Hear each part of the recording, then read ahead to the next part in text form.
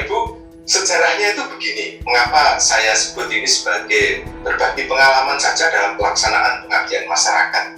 Kami para dosen itu untuk tugas kami keseharian itu salah satunya adalah penelitian dan pengabdian. Ada pengajaran, ada penelitian, ada pengabdian. Pengajaran dan penelitian itu wajib sesuai dengan bidang ilmunya. Sementara untuk bidang pengabdian kami boleh memiliki inisiatif saja, memiliki ide saja, kemudian melibatkan teman-teman yang memang memiliki keahlian. Dan karena itu maka saya bercerita tentang pelaksanaan pengabdian saja, pengalaman saya, barangkali nanti bisa saling memberi masukan. Nah, dalam tugas kami di dalam pengabdian itu, kami telah menerapkan penggunaan EBT. Jadi di kampus-kampus, saya kira juga di tempatnya Bu Tri mumpuni, juga di tempat kami, EBT ini menjadi topik unggulan saat ini. Betul-betul menjadi prioritas untuk dikembangkan. Nah, tetapi karena ini masih baru menjadi perhatian, kemudian Presiden kita juga baru saja memberikan perhatian. Kita tahu serta merta ada peraturan tentang perdagangan energi dari Kementerian ESDM, di mana PLN itu dipersilahkan untuk membeli energi atap itu, energi dari masyarakat itu, energi listrik dengan harga yang bahkan 100% sama dengan ketika kita membeli PLN. Nah, rupanya yang begitu cepat ini kemudian mendorong termasuk di kampus kami, Universitas Jember ini, menjadikan itu sebagai unggulan. Nah, karena itu hal baru, maka dari sisi pengabdian, pemanfaatan EBT itu masih sedikit, Mas Suryo dan teman-teman ini. Khususnya saat ini masih terbatas pada PRTS, kemudian di bidang perikanan, kemudian pertanian, dan juga dimanfaatkan untuk kedaruratan bencana.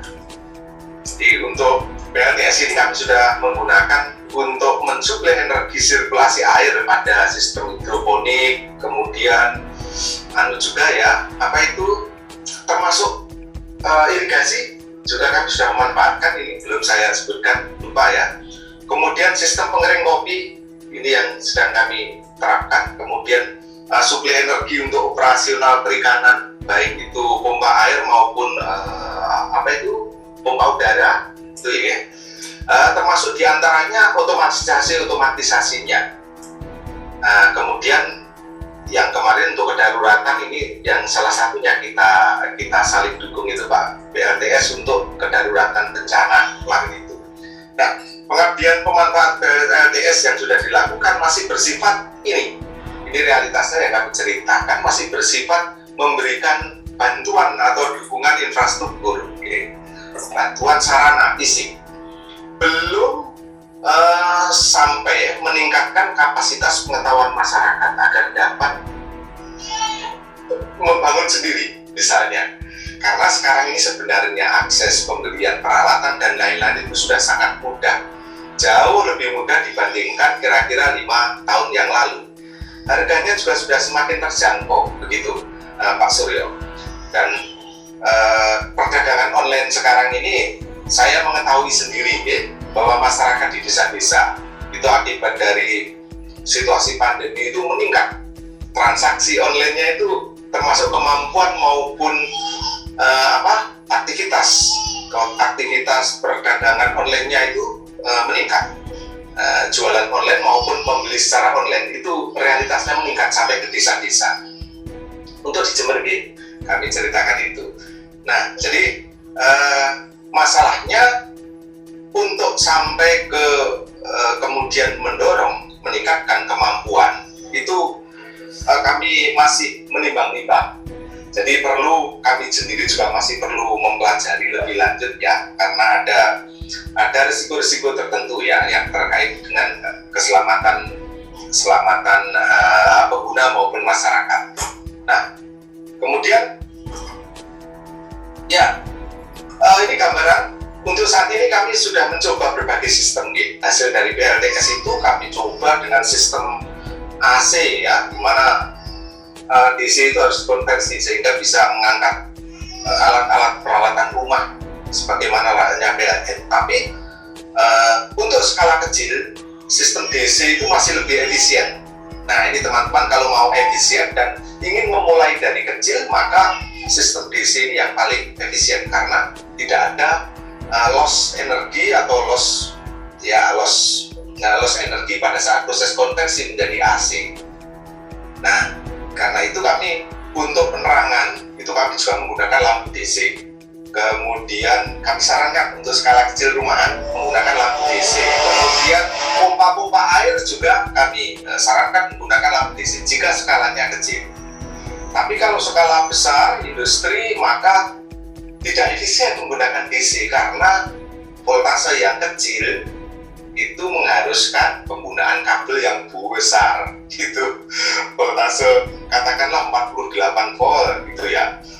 DC itu mengakibatkan harusnya menjadi butuh besar untuk tercapainya energi tertentu, watt atau daya tertentu. Itu kan voltase kali ampere. Nah, maka menjadi tidak efisien di kabel kalau besar yang diinginkan. Misalnya untuk sistem pengering kopi itu butuh ribuan, maka kami memilih menggunakan AC.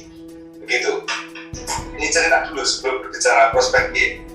Kemudian pemanfaatan iot, nih teman-teman. Iot yang pengalaman kami yang bisa diterapkan itu saat ini adalah iot yang sifatnya populer, artinya tanpa perlu rekayasa pemrograman, barangnya bisa dibeli di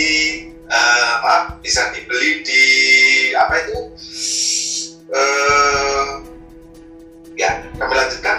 Jadi iot ini banyak digunakan dan kami lebih banyak menganjurkan untuk bisa menerapkan untuk yang mudah dibeli, dan saat ini sudah banyak sekali. Misalnya merek-merek yang cukup murah dengan varian yang murah itu ya, mungkin teman-teman mengenal Bardi, kemudian Sonor, itu banyak dengan kisaran harga mulai dari sekitar 43 sampai 100 sekian ya. Nah, harga 43.000 itu sudah bisa dilakukan pengontrolan jarak jauh, melakukan penjadwalan. Jadi bisa melakukan pemantauan, pengukuran, pengendalian energi di bidang pertanian dan perikanan misalnya. Sistem penstabil suhu dan kelembapan lumbung jamur ini misalnya. Ini alat-alat ini irigasi, pemupukan tanaman, pemberian pakan ikan, pemantauan, pengukuran dan pengendalian early warning sistem untuk bencana banjir ini yang kami sudah terapkan. Nah, ini khusus untuk iot ini, Pak Surya dan teman-teman, ini memerlukan resource ya, kemampuan kognitif atau pengetahuan yang minim banget sebenarnya. Masyarakat desa sudah bisa menerima transfer teknologi kalau iot ini dibanding dengan EBT.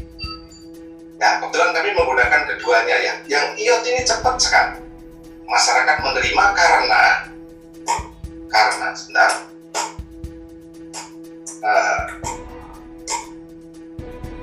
Nah, ini kita menggunakan kedua-duanya gitu. iot maupun EBT ini kita menggunakan kedua-duanya. Tetapi di antara dua ini iot atau pengendalian jarak jauh ini yang paling mudah masyarakat untuk menerapkan. Karena apa? Karena sejak pandemi itu teman-teman, internet itu berlimpah sampai ke desa-desa. Jadi untuk di Jember nih, masyarakat itu sudah sangat butuh untuk untuk kepentingan anaknya sekolah. Kemudian beberapa provider itu memang memberi kemudahan gitu untuk langganan WiFi itu, memperluas jaringan, kemudian memberikan kemudahan.